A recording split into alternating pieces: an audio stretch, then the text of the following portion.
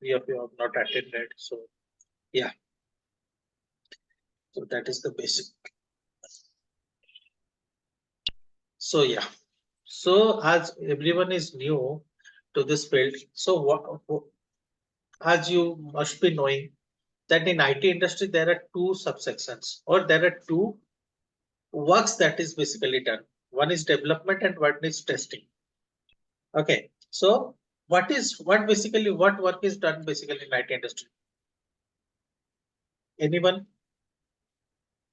What is the work of IT industry basically? Any IT industry you pick up, what is the basic work of they do? Like doing coding, making websites, creating, yeah, Software developing development applications. lifecycle. Correct, correct. So basic work or the most important work of a IT industry is basically creating softwares and providing it to the person who need it. Okay, depending on the industry, there are multiple software which are being created. Now, when you create a product, let's say, forget about IT industry. Let's say today you are making some dish, okay, and you want to present it to someone, or you have invited someone to your house and you're preparing a dish today. Okay, then first, obviously, you'll test it that how the dish has been done, that your salt is correct, your sugar is correct, your spices are correct, everything is correct in the dish or not. Then only you'll serve the other person who is coming to you. Similarly, when IT industry does a software, yes, you have prepared a dish. Similarly, they have prepared a software, but to serve it to the customer, or let's say you are a restaurant itself also, you are the restaurant owner. So first we'll test the dish, then only you serve to the customer, right? Or else if your dish is you have not tested and just serve to the customer, what will happen? Your restaurant will get closed in some day because it will have not that quality which is required. Similarly, in IT industry, whenever you develop a software, it doesn't mean that you'll just give it as it is. First, you need to test it, that everything is correct in that software. Then only you can pass it to the customer or whoever you want to pass it on. So next come the question, why can I make a career in testing? The first question. So when you come to testing also, testing is also having two parts. One is your functional testing, one is your automation testing. So what's the difference between functional and automation testing? This functional testing and manual testing is the one which you can do what? By manually, by just you'll be using the software and doing manually. Let's say there is a shopping site. Okay, everyone must be using Amazon. Okay, in their life someday or other. So when you place a order for any product, let's say you place an order for television or mobile, so that is a certain activity you are doing. When I do it manually, when I place a order for TV manually and verify that yes, I am successfully able to place an order successfully for TV, then I do it manually, and that is called testing. So now, so you must say that every time I open it is working fine, then what is testing? So you are getting the end product. It must have been tested by the company who have developed the Amazon application. As you are using the end product, so you don't see any discrepancies or any errors. But the first time when it is developed and it has been tested by that company, they must have encountered some problem which they have fixed it. Eventually, you are getting the final refined product. That's why you are seeing no error in that. Okay. Similarly, like what when you go to Domino's or when you go to KFC, you are finding the test is good. Why? Because it has been experimented, tested by the original KFC owner multiple times. And finally, they come up to a final refined product which you are using now. So you find the test is good or whatever. Okay. So the question is, can I make a career in testing? As you all are from non-IT background, so can you make a career in testing? Yes, If I tell manual testing, there is no requirement of specific technical skills. Okay, there is no requirement of specific technical skills. Now I will say you test this particular application manually. There is no requirement of coding. There is no requirement of any particular specific technical knowledge to do manual testing or functional testing. Okay, so obviously you can also do it, but now you'll say if everyone can do it, then a school going student can also do, but then a college going student can also do. Then what's the use of professionals in testing? Here in functional testing, what comes into play is that in how many number of ways you can think of doing a particular problem. Let's say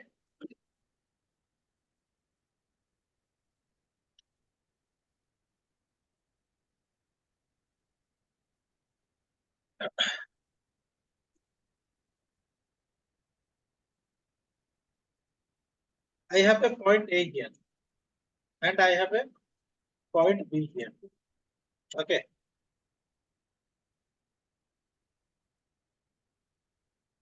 Point A to point B. Now there are four persons. There are four persons with me. Person one, person two, person three.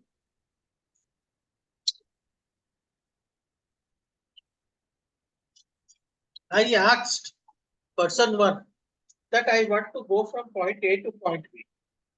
So how I can go there? Now the person one tell me I can go by walking. I can go by running. That's it. Okay. Now again I asked person two, how many ways I can go from point A to point B? Okay. He told me I can go by walking. I can go by car and I can go by running. That's it. Then I asked person three,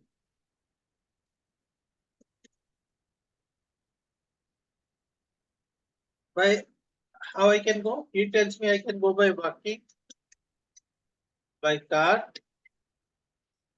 by running, and by cycle. Now,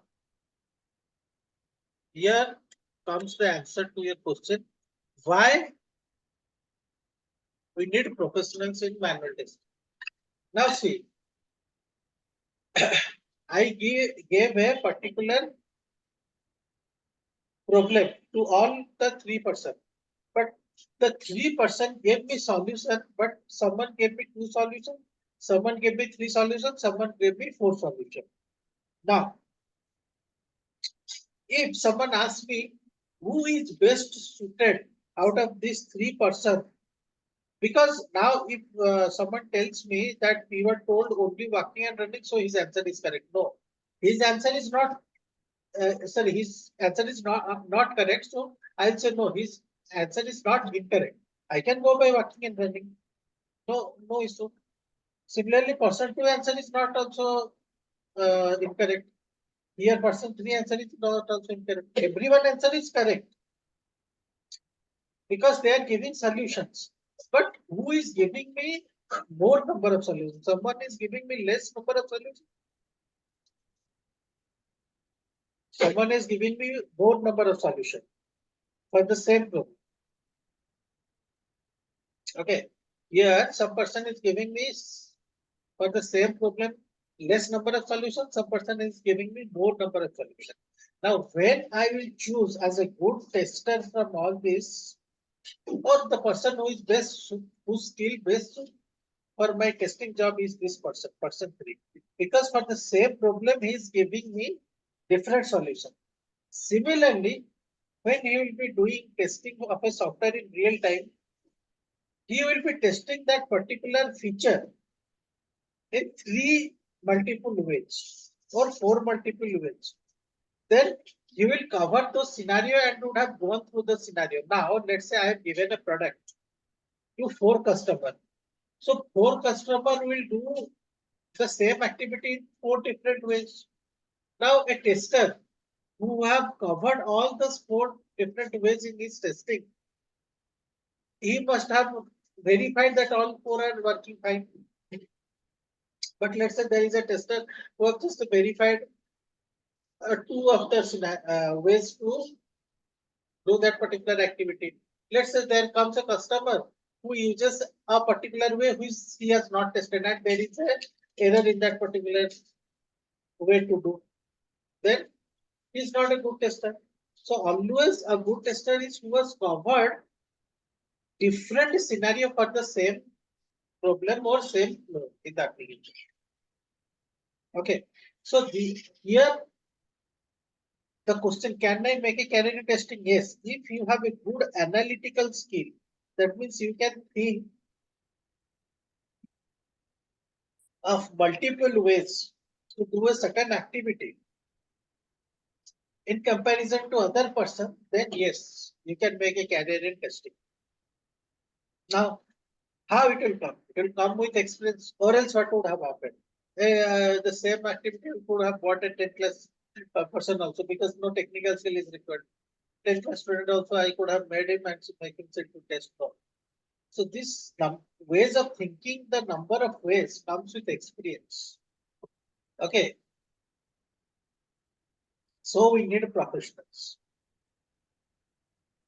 Obviously, the number of ways to do a particular solution which you are thinking now, the same number of ways you couldn't have thought when you were in class 10 or college. Moreover, if you have worked in IT industry, that number of ways will increase. Okay.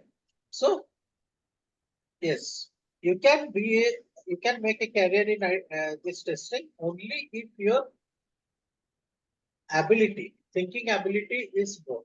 That means the more the number of ways you can think, the more good testing you have. So this also answered my second question, that it is possible for me if I belong to a non-technical. Yes, there's no need of technical thing in functional testing. Only your analytical skill is required, which no technical person can teach you. It's come within you and with your experience in that particular field.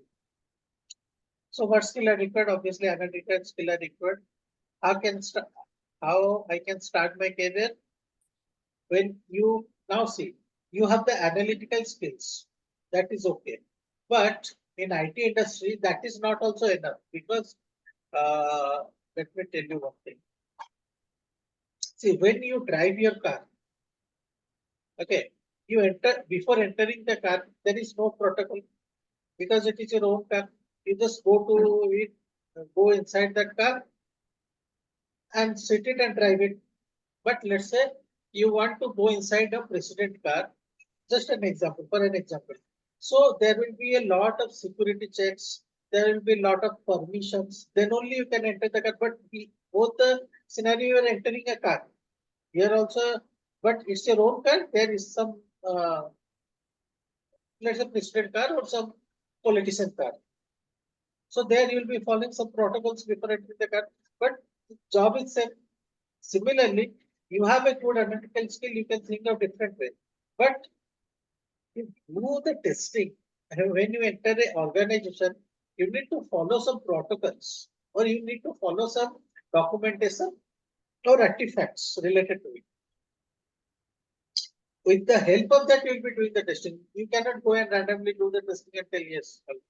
There is some process and protocol defined which you need to follow as you enter an organization to complete the particular task. Okay. So for that reason, we are having this session and all. So what all protocols are followed? What should you follow while doing a testing in organization, that you need to learn? What documentation are required? How you will deal when you encounter a problem? All these things are required. Okay. Now, Next is what is the future scope of testing? Now, in market, you must be hearing a bunch that AI came into market and people are losing jobs. All these things are happening. Okay. So, what is AI? AI at the end of the day is just a data. Without data, there is no AI. Okay. Now you see a advanced, let's say, AI, humanoid robot and all which have came into scenario these days.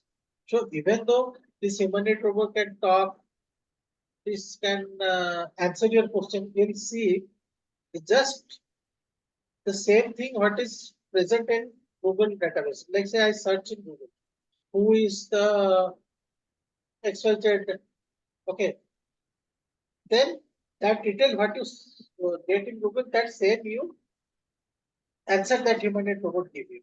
But let's say I ask something which is not present in this web. At the end of the day, AI is also dependent on data. Without data, there is no AI. Okay. Yeah, it can do some amazing things, but at the end of the day, it's data only. Okay, if you go deep into it, it's data only. Now, so what AI can do? It can simplify things, obviously. Earlier, before the advancement of programming language, now you see the coding are done in Java, C++, or what Python. They look more or like similar to English language. So before this language are not there, still coding was done. Okay, but it was done in machine language. So what does machine language mean? Machine language means just one and zero. One means on, zero means off. Because at the end of the day, whatever Java coding you are writing, Python coding you are writing, it is getting converted to this machine language only. Because your hardware doesn't understand your Java language. It doesn't understand your Python language or whatever language you write. There is a compiler or interpreter which converts this particular thing into a machine language. That is one and zero, which actually your hardware understands. Okay, because if you remember, the first Apollo mission or some space program of US, it was having a coding. Some lady coded it. If you go to net and search it, also you'll find it. Some lady coded it, and the pages when it was piled up, it was more than her height itself. Why? Because at that time this Java, all this were not there. It was purely machine language, and to write in 1010, it is very huge thing. Okay, so now this Java and all came. Now what AI will do? It will make your normal English as your new coding language. So if you want something, you tell it in English, it will manage itself with some backend of logic, and that work will be done. Means there will be no programming language in next 15 to 20 years when AI is completely out. Just your English language is your new coding language. But even though that is done, that will be done or impacting the development process which is followed or the development of software, because now anyone can develop who knows English language. You just type something and the AI will take care. Just your these movies. Nowadays you must be seeing some AI name I forgot. You just type something in English, it is creating movies with special effect, everything. That means you create a Hollywood movie, just write a paragraph. So for AI or some AI is there, you just write a story, it will create a Hollywood movie for you with all the effects, something which are made in 1,000 crores in Hollywood. If you are following the news, you must be knowing it. Okay, so with advancement of AI, what sector is going to affect in IT industry? The development sector is going to get affected because Everything AI will done, but the AI is doing correctly or not. Earlier testers were testing, the developers are doing correctly or not. Now, even if AI comes, if the AI is doing correctly or not, that also will be tested by these testers only. So, future of testing is not in danger, but future of development is in danger. If at all this happens that AI comes and take over everything. Because even though it's designed by the developer who are humans or it is designed by AI, you need a tester at the end of the day. Because AI cannot be a tester. Okay, AI depends on the set of data, but tester, it need to have a verbal ability or logical thinking, which AI cannot do. Okay, AI can simplify things with technology. Like I said, you can write a paragraph, it will create a movie for you. That it can do, but to test that it is correctly being done and to test it from different angles, that AI cannot do. That again you have to do by tester only. So if I go with the future of testing, it is not going to get affected. Okay, but future of development may get affected if at all AI comes into picture, which everyone is predicting in the next few 10 to 15 years. Okay, so so this answer the question: what is the future scope of testing and the growth track of testing? Next. So what all will be covering in this course content? So we'll be covering obviously the concept of manual testing. Okay, and we will covering all the aspects that will be followed to do manual testing or functional testing, whichever word we can use, we can use.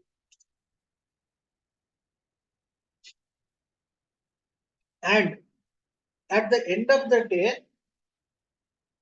you should be able to, at or say end of this class, you should be able to test independently and able to create all the test case, all the artifacts, all the things that is required to work independently in an organization. Okay. Now, what are the takeaway of this course? We'll be given daily videos of the class. Okay, if there is a note, you will be given it.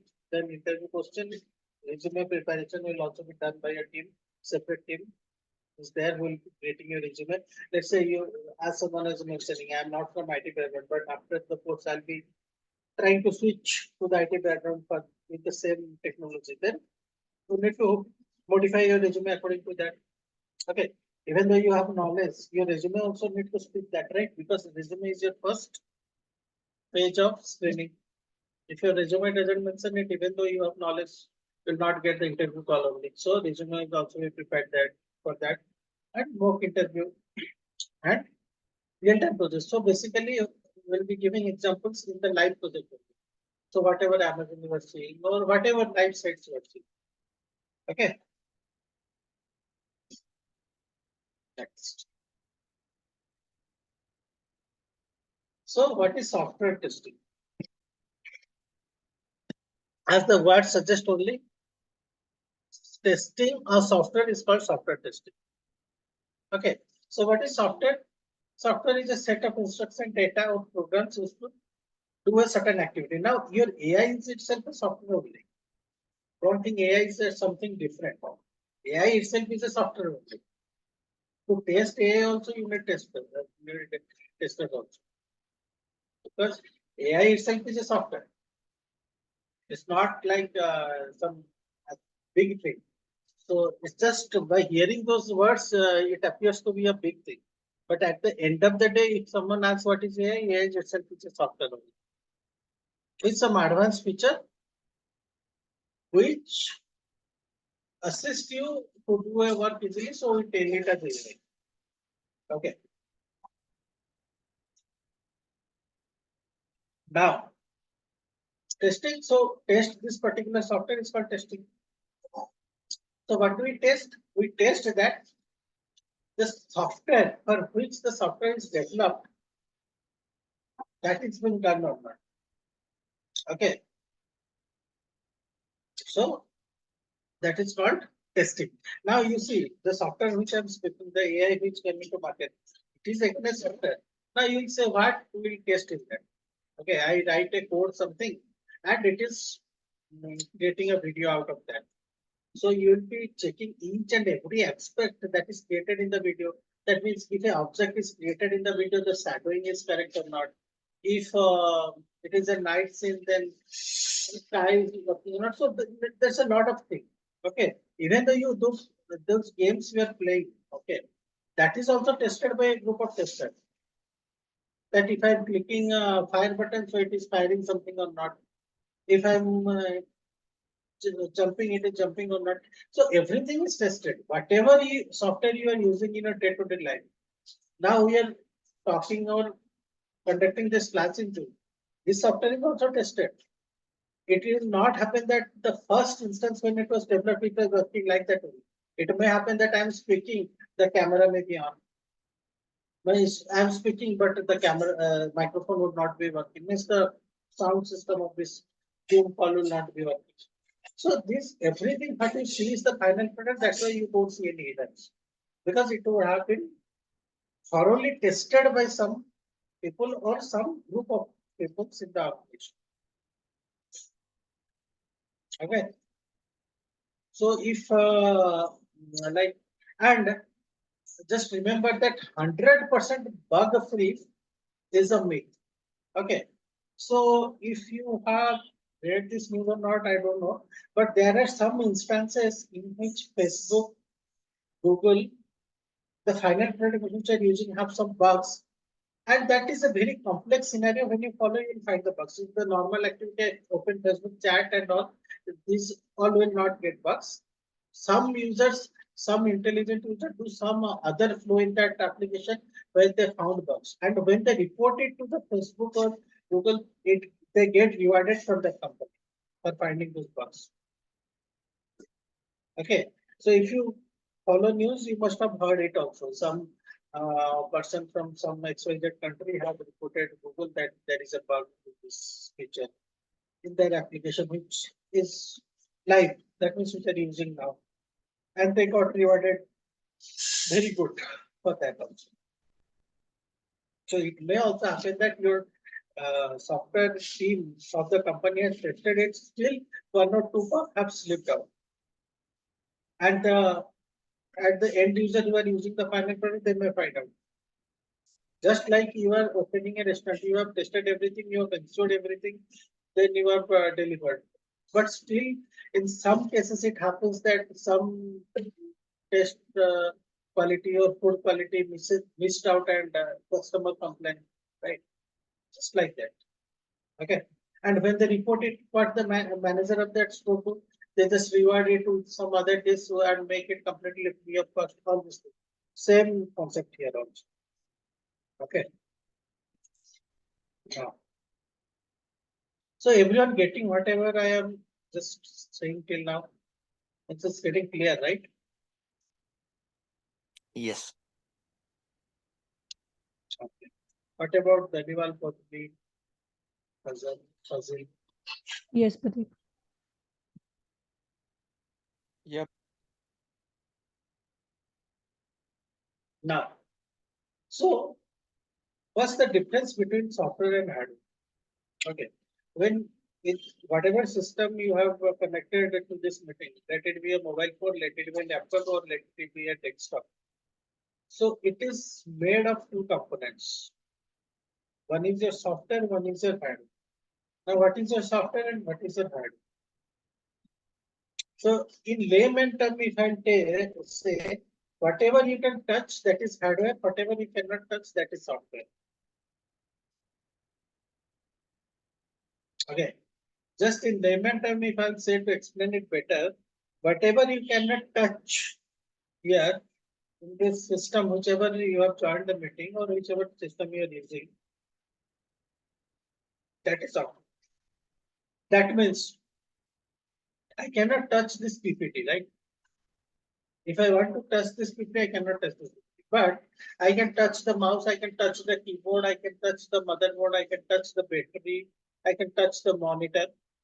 These are your hardware. Okay. So what is software? Software is a set of programs that contains instruction that provide desired functionality. If you go by definition, it's a set of program, obviously. Software, whatever software you are seeing, which you cannot touch basically, there is a set of programs. Even this PPT you have opened, this is also a software. Okay. This Zoom meeting which we are attending, that is also a software. Okay. And what is hardware? Hardware is a physical device, obviously, which on top of it the software sits. Hardware is the physical device on top of which this software sits basically. So your mouse, keyboard, monitor, speaker, charger, everything is hardware. Okay.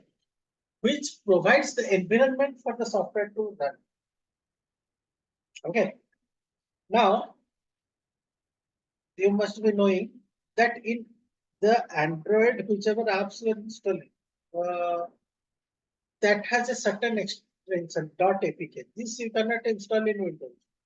So, for a particular set of hardware, a particular software runs. You cannot run this Apple software here in this hardware, or you cannot run the smartwatch application, health monitoring application in a laptop, because every software has requires a set of hardware configuration, so it cannot be run in any other configuration of hardware.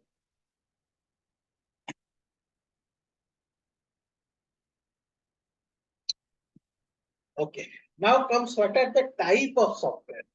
Okay, one is a system software, one is a programming software, and one is a application software. So let's see the difference. What's the difference between them? Okay, system software. Yeah. See, whenever, let's say I want to use Chrome. Okay, I want to use Chrome browser or PPT. Can I directly use it without installing an operating system? So what is the operating system? In this system, my operating system is Windows, which I have installed. Every time you buy a computer, new computer, either if it is a Windows system, you have to install Windows. If it is a Mac system, you have to install Mac, or it is pre-installed by the company. Okay, operating system is pre-installed by the company when you buy, or let's say in Windows system also we can change it. Let's say we can change it to Windows 10 or Windows 7, Windows 8, whatever. Okay, so now this is also a software. This operating system is also a software, whichever we are installing on the system.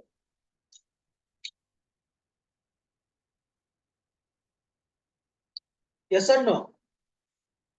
Everyone is having an operating system or not in the system? It can be Mac or it can be Windows, whatever. So this software, this operating system is called as a system software. So on top of that, you'll be using your other softwares like a Chrome browser, PPT, calculator, any games. On top of that software, you'll be using. Even if you have a phone, there is an Android operating system that is installed in that. So that is also a system software. So it is basically, you can say, the middleman. Okay, middleman between the hardware and the application software. What are these software called? This Chrome browser, this PPT which I've opened, this Zoom. These are all application software. But the operating system is your system software. Everyone getting it? What I was trying to say? Dhaliwal, Yes. Gautami, Yes. sure. If I go by picture only, I have a hardware. First, I need to install operating software. That means, let's say there is an Apple laptop. I need to install Mac on it, Mac operating system or iOS operating system. Okay.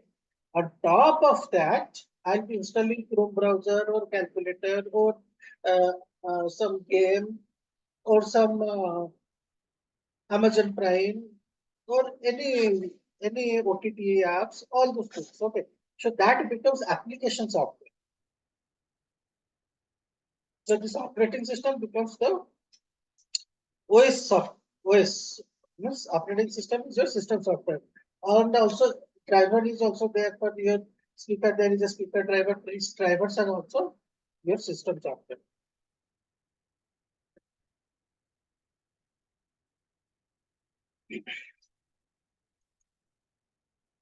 Now, what is the programming software? So programming software is the software which used to develop this system software or application software. Okay, so this programming software you cannot directly see. Let's say this Zoom which you have opened, it may be developed in Java, or it may have been developed with .NET, or it may have developed with Python. This you cannot see. You are using the end product, which is the application software. But this programming software you cannot see. Okay. So this programming software is a program that is used to write, develop, and test, debug other software, including application and system software. So using that, so don't think that Windows is developed with some other thing. Windows is also developed with C or C++ or Java, whatever, XYZ. The same also you are using to develop your application software, which are using this PPT or games or whatever. So these games are basically developed using C only. Okay, whatever big games you see, right? These are also developed with the application software, this programming language only. Okay, so programming language is the language or the software which develops this either the application software or your system software. Okay, so this has been designed by this programming language that for that reason only they are getting converted to 1.0 because Java is at the end converted to 1.0.0.1 that which the hardware understand, right? Because hardware doesn't understand Java or whatever language we write. It is getting converted by interpreter. Interpreter converts those programming language into your machine language because your hardware just understand 1.0. 1 means on and 0 means off. Now I'll show you if I write 2 means if I write 10, forget 2, if I write 10.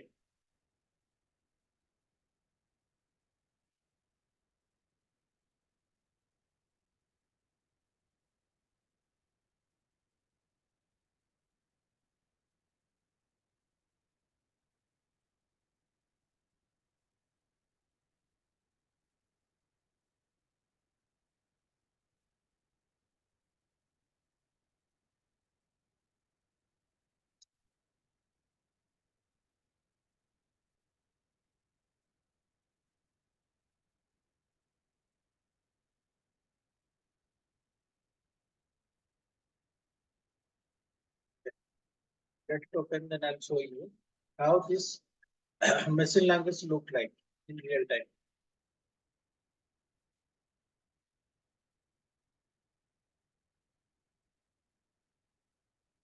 And, okay, for Mac, what you download from Apple Store, that is your application software. Or let's say in Windows also you have a Microsoft Store. Whatever I download from this Microsoft Store, that is the application software for me. Okay. Whatever installed app you have, that is a Microsoft software. Okay. See, when I write 10 in the programming language, let's say I write 10. So what when it converted to machine language, it is 1010. 1 means on, off, on, off. That is 10. Similarly, for everything, whatever, every symbol, every character, every digit, okay, everything, there is a binary code. That machine language is called as binary code. Okay, so see, for in if I write in coding, it's just 10. But when it convert to machine language, it's double the digit. Similarly, if you write those coding not in a programming language, rather in a machine code, what will be the size of code? See, like this, it appears in real time. 1001, all this thing. See, what you write when it's get converted, it appears like this. You don't see it, but it means it is the way it get converted. See, just 1010. You see that movies, right? Matrix movie. You see 1010, that same thing. Okay. So for that reason only, the code the developed during that some Apollo mission or some first mission of US to go to space, the total pages of those code was matching the height of the lady who had written the code. Because if you write in binary code, it will be too long and also complex. Now,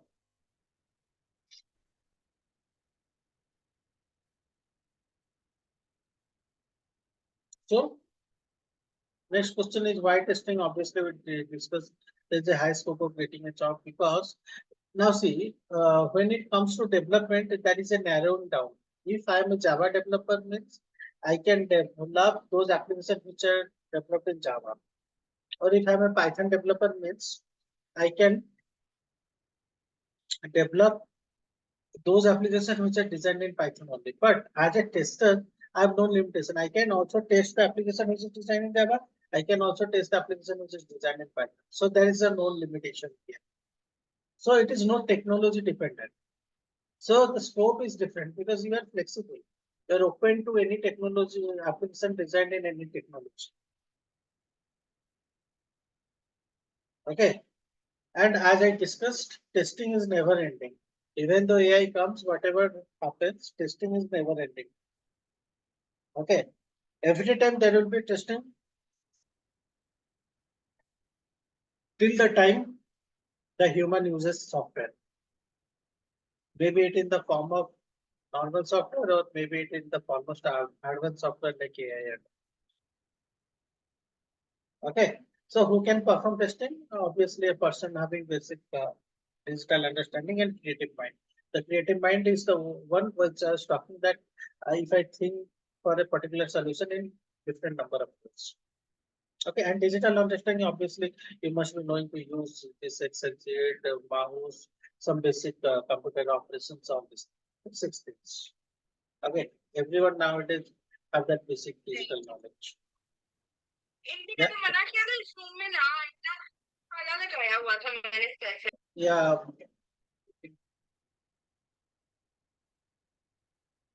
So everything, everyone getting whatever we have discussed till now.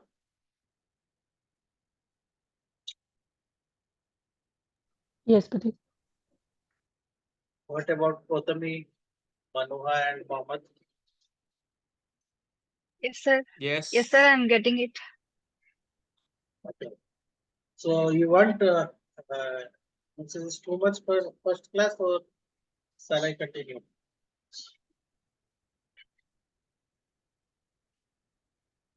To first class, so I'm asking.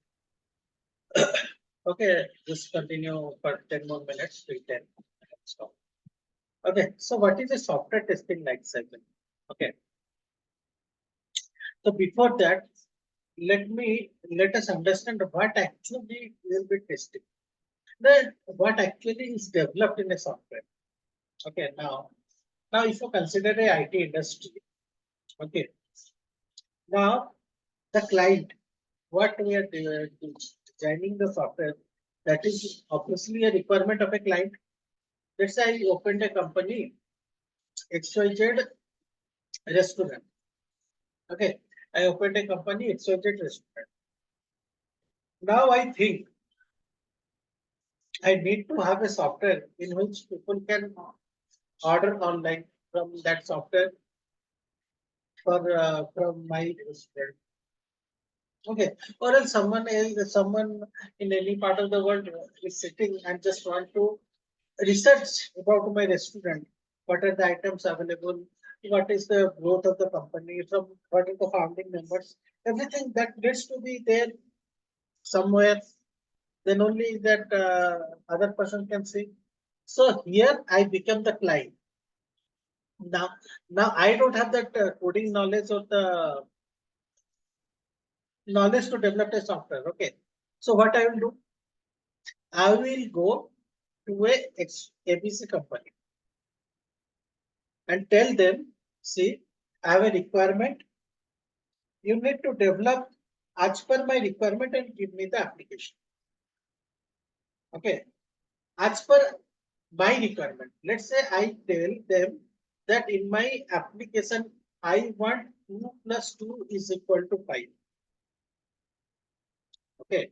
Let's say as a client, I go to the company and tell my requirement is that in my application, let's say there is a calculator and I want when a user add 2 plus 2, it should be 5. But you know 2 plus 2 is 4. Now, you may think that, what should we do?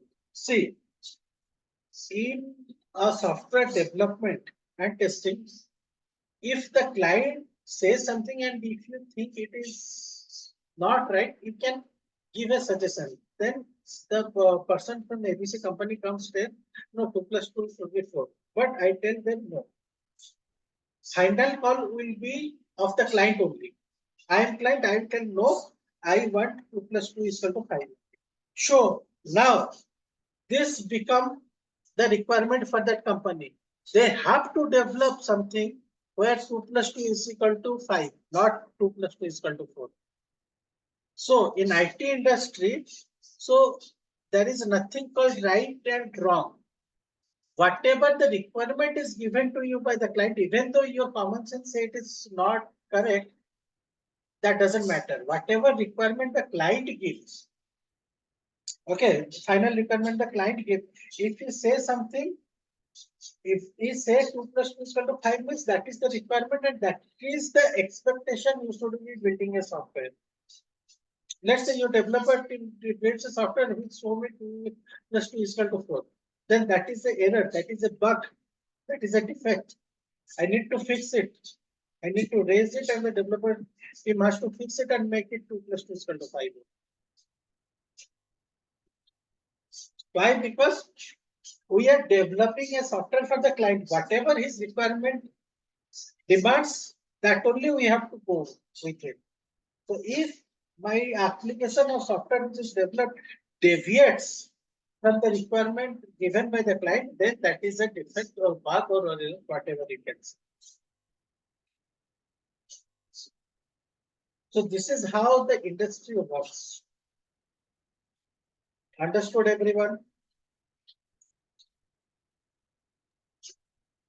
Yes, sir. Yes.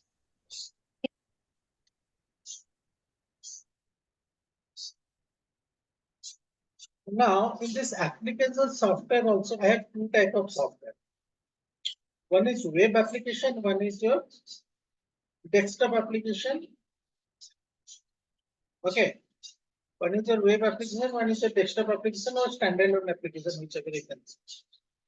Now, let me show you the difference. What is the difference between a desktop application and a web application?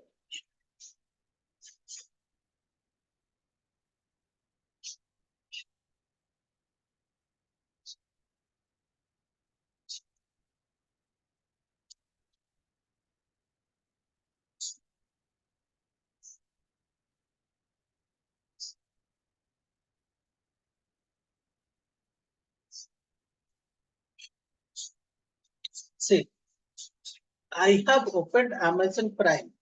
Okay. I have opened Amazon Prime Video in a browser. Just see that I'll tell you the difference. What's the difference between web application and the difference between the desktop application? I have opened Amazon Prime Video in the text browser. The same thing I can download it from this Microsoft Store and open it from here.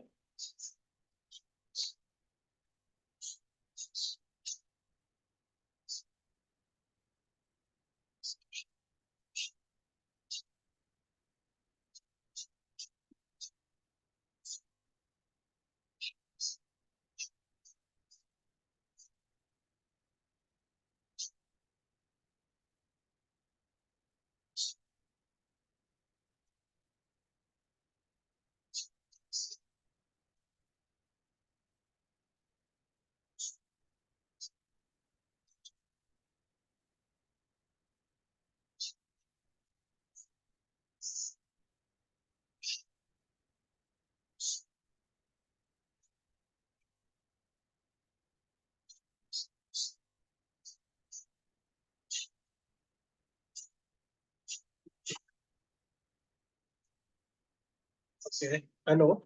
Am I audible? Yes, Pratik. So see, it's not opening. So basically, I can download it as an app and also open it. It's open now. See, I downloaded it as an app and I opened it here. But the thing is same only. Okay, here I opened in a web. Here I opened as a installed app.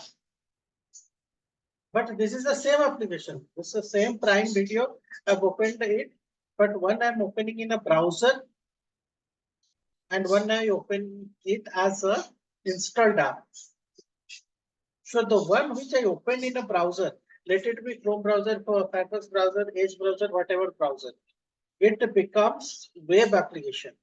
The same thing when I open as an installed app, that becomes desktop application or standalone application. So Pratik, the testing for these two applications is different because at the end it is the same application, right? No, it is the same application, but the platform is different. Now this web application, it is opening inside a web or inside a browser. It can be a Chrome browser, it can be a Firefox browser, it can be any other browser. Okay, but here it is opening as an installed app. It may happen that yes, the same feature may be working, but here the same feature may not be working, or it may be working in a different way. Because these two are completely different entity. Although they are the same things, but one is opening as a web and one is other is opening as a app, desktop application. It becomes different. Although it is the same thing. Yeah, so for testing for these two should be different, right? This could be different. Here, whatever you opened and tested, if it is working fine, doesn't necessarily mean the same would be working fine in this app also. Because for this app, it is totally different. These two are totally different entity. Although the thing is same, the company is same, the everything is same, but entities are different. So the testing will be separate for this web one, and the testing will be separate for this desktop application. Clear? Who was asking this question? I guess very well, right? Yeah, but So this was the difference between desktop application